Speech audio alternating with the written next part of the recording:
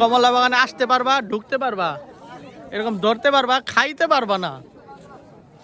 আসসালামু আলাইকুম, আমি আহমেদ জয়, আরেকটি ব্লগে আপনাকে স্বাগতম।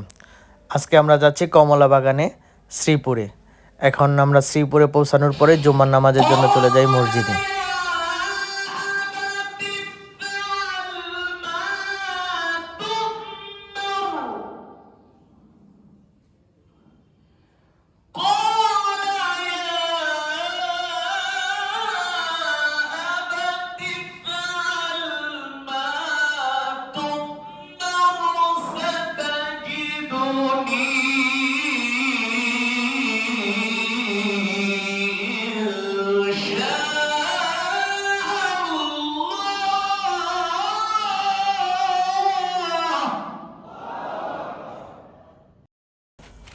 যেহেতু শুক্রবার ছিল, জুম্মার নামাজ পড়ি বাঙাহাটি হাজি আব্দুল সাত্তার মসজিদে, সুন্দর মসজিদ।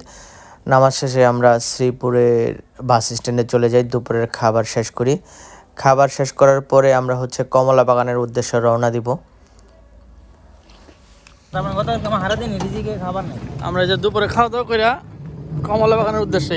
আসলে রিজিকটা খাবার না, সব কিছু রিজিক আমার ঘড়ি, আমার মোবাইল, আমার আমার বাবা।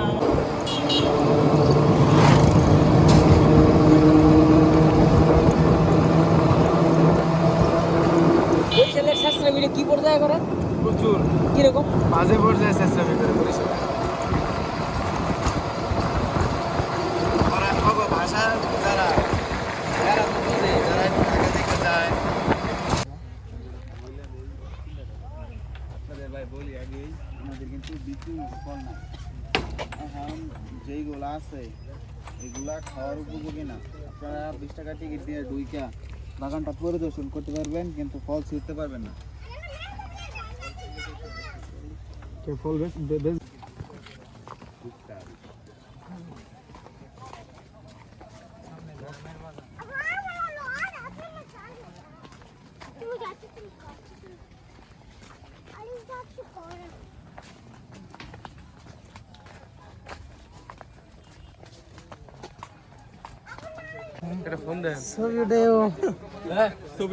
ছবি তোলা লাগে আইছি কমলা নে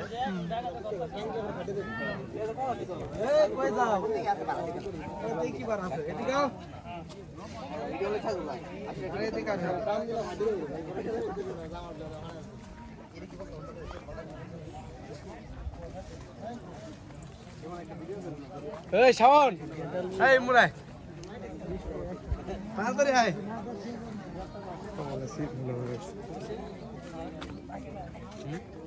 পাকছে তো কি আর পাকে না হুড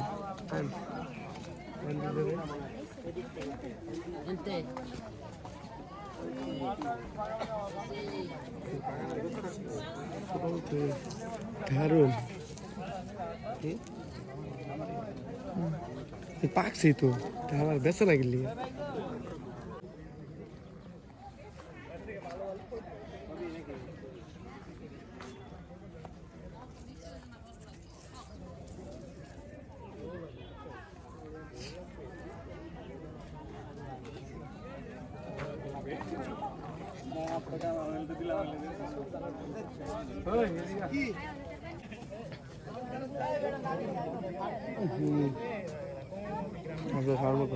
না যেমন ভাবছিলাম এমন না, এই লিগে তো বেছে না কালার আছে কিন্তু মিষ্টি না।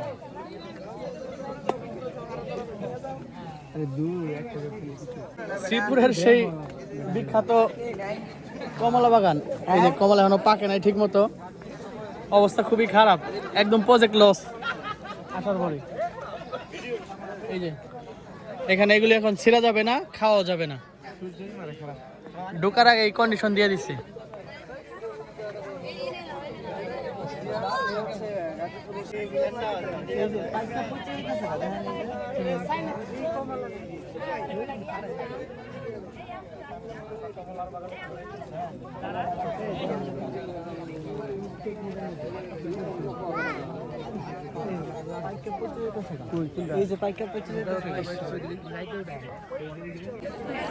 কমলা বাগানে আসতে পারবা, ঢুকতে পারবা, এরকম ধরতে পারবা, খাইতে পারবা না।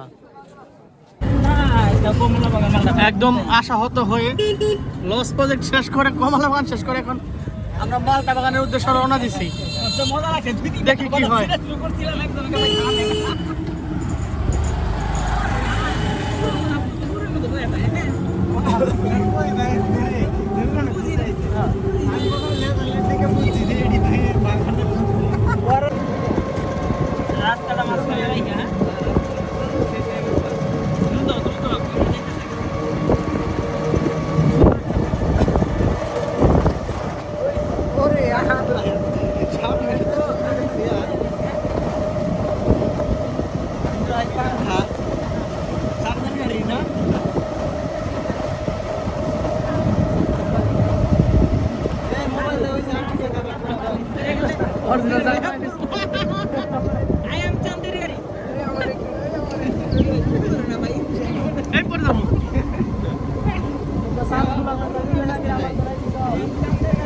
সামনে আছে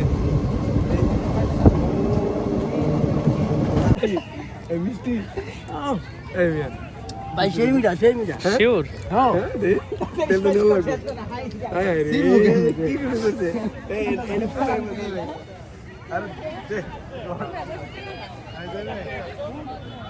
ভিডিও বেরো দিয়ে হাত মাত্র নাই খেলে গেছে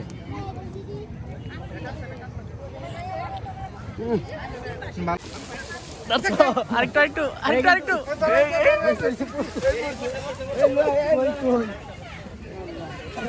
পচা নি আগে দেখ। মশাই তো খালি একটু হ্যাঁ? পাতলা পচা না না পচা না এটা হালকা এটা ভিতরে অনেক কিছু নাই আবার এটা আবার এত বড় মানুষ এই যে টিনের এটা ভালো হয় না